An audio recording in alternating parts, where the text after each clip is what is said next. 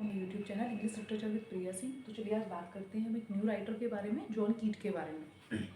आज हम जॉन कीट की बायोग्राफी के बारे में बात करते हैं। ठीक है, जॉन कीट का बोर्न हुआ था 31 अक्टूबर 1795 लंदन और इंग्लैंड।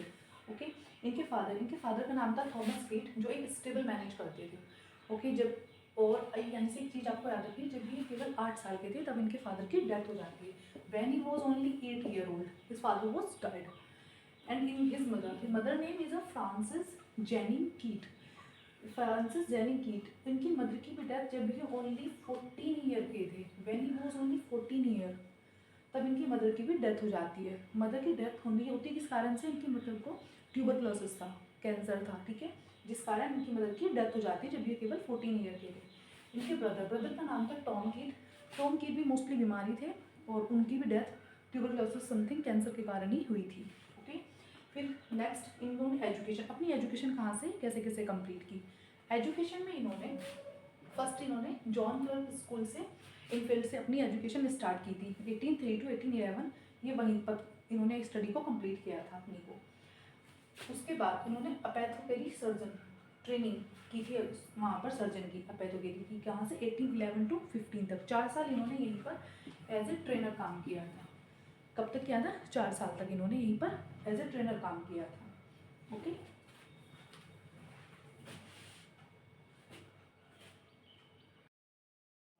हॉस्पिटल जो लंदन में था वहाँ से इन्होंने अपनी मेडिकल की स्टडी कंप्लीट की, जहाँ पर ये एक साल में वहीं से क्या सर्टिफिकेट ले लिया था एज ए मेडिकल स्टूडेंट। आपको ये याद रखना होगा 1815 में ये कौन सा गया हॉस्पिटल जो लंदन में है, वहाँ पर इन्होंने क्या as a medical student leave किया था, जहाँ से इन्होंने सर्टिफिकेट लिया था एज ए मेडिकल स्टूडेंट अपैथोपेडी के लिए। देन इन्होंने फिर 1815 में जब वहाँ से सर्टिफिकेट ले लिया, लेकिन इनका मन बिल्कुल नहीं था मेडिकल में भी।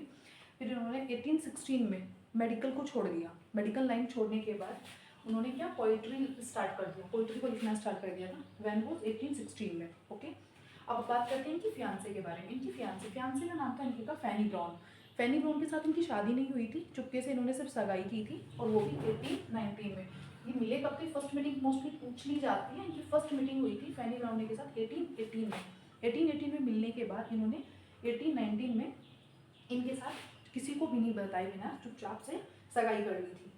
देन इन्होंने ट्रैवल कहाँ पर किया है, क्योंकि मोस्टली एग्जाम में ये चीज़ें पूछ ली जाती है कि इन्होंने फर्स्ट ट्रैवल कहाँ किया था, किसके साथ किया था, कब किया था। ओके, तो हम इनके ट्रैवल के बारे में बात करते हैं। 1816 में इन्होंने फर्स्ट ट्रैवल किया था अपना मार्केट के लिए। किसके साथ गए थे? अपने ब्रदर टॉम के साथ ही वहाँ पर गए थे।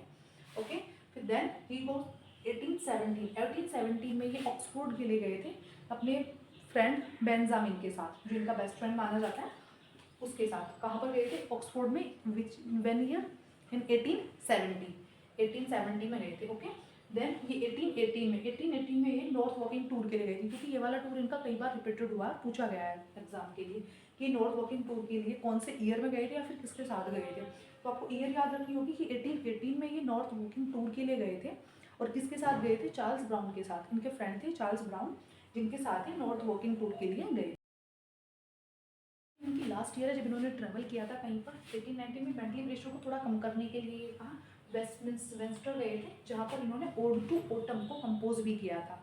इसलिए ये 18 ईयर वेस्टर इंपॉर्टेंट माना जाता है, क्योंकि कई बार ये पूछा जाता है कि ओड टू ऑटम को कंपोज कहाँ पर किया गया था एंड कब किया गया था। तो मोस्टली इनके जितने भी ओड्स हैं, इन्होंने सभी ओड्स को 1819 में लिखा है। ओके, और ये जो ओड टू ऑटम है इसको कंपोज किया था विंस्टर में। ठीक है, उसके बाद इनकी डेथ के बारे में बात करते हैं। डेथ हुई थी इनकी 1821 में, 23 फरवरी में 1821, क्योंकि इनको भी ट्यूबरक्लोसिस था, जिसके कारण इनकी डेथ हुई थी। और इसी वजह से ये क्या फियांसे के अपनी इसके फैनी ब्राउनी के साथ क्या शादी नहीं कर पाए थे। इनसे शादी ना कर पाने के लिए भी इन्होंने फैनी को 3 लेटर लिखे थे, जो बहुत फेमस माने जाते हैं इनके लेटर। इन्होंने वो लेटर लिखे थे कि हमें अपना दुख रिप्रेजेंट करने के लिए कि मैं कितना ग्रीफ फील कर रहा हूँ, कितना दुख मुझे अंदर से महसूस हो रहा है कि मैं तुमसे शादी भी नहीं कर पाया हूँ। इनमें से इनका जो फर्स्ट लेटर है वो बहुत पॉपुलर माना जाता है, लव एट फर्स्ट साइट,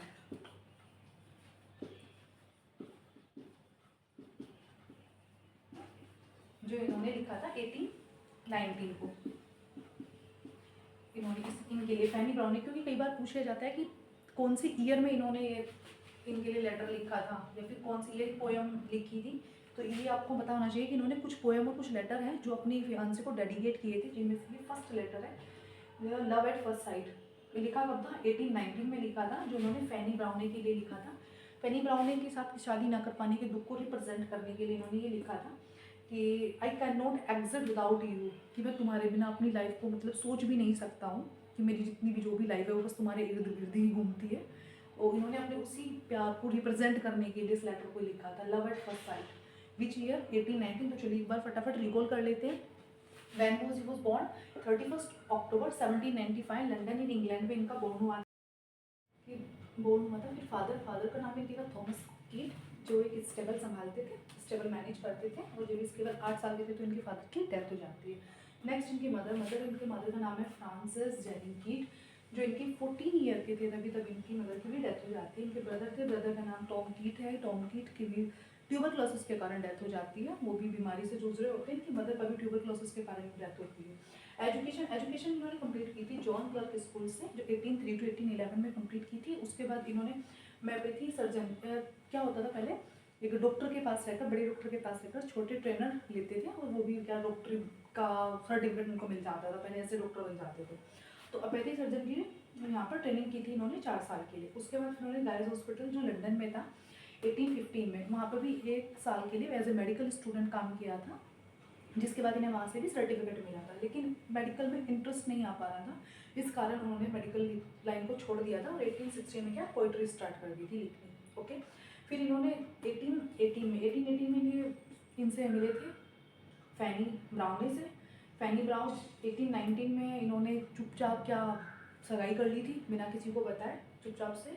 फिर उन्होंने ट्रैवल इन्होंने 1860 में सबसे पहले मार्गरेट गए थे टॉम के साथ। फिर 1870 में ऑक्सफोर्ड गए थे बेंजामिन के साथ। 1818 में नॉर्थ वॉकिंग टूर इन्होंने कंप्लीट किया था ये चार्ल्स ब्राउन के साथ। सबसे मोस्ट इंपोर्टेंट 1819 में विंस्टर गए थे नॉर्थ टू ऑटम, जहाँ पर इन्होंने कंपोज किया था। ओके, उसके बाद डेथ हुई थी इनकी 1821 में 23 फरवरी, और ये डेथ हुई थी इनकी इटली में, क्योंकि इंग्लैंड से इन्होंने डॉक्टर ने इनको क्या था, जो लंदन जहाँ पर ही रह रहे थे वहाँ से इन्होंने डॉक्टर ने इनको बोल दिया था कि यहाँ पर आपका इलाज नहीं हो पाएगा पूरा, ट्यूबरक्लोसिस के कारण इनकी डेथ हुई थी। तो डॉक्टर ने इन्हें बोल दिया था, इसलिए कि इटली गए थे अपना इलाज कंप्लीट कराने के लिए। आई होप आप सबके लिए जॉन कीट की बायोग्राफी की वीडियो काफ़ी हेल्पफुल रही होगी। अगर आप के बारे में अच्छे से जानना चाहते हैं, या फिर किसी का एक्सप्लेनेशन चाहिए, किसी की इंपॉर्टेंट कोट्स चाहिए, तो मेरे को DM करके बताइए, मैं आप लोगों को एक्सप्लेन करूँगी जॉन कीट की, क्योंकि इनके ओड्स बहुत ज़्यादा एग्जाम में पूछे जाते हैं, जैसे ode to nightingale, ode to Grecian ये वाले तो कई बार एग्जाम में रिपीट भी हुए हैं। तो अगर आप चाहते हैं कि मैं इनमें से किसी को भी आपको एक्सप्लेन करूँ, तो please comment me, and thank you.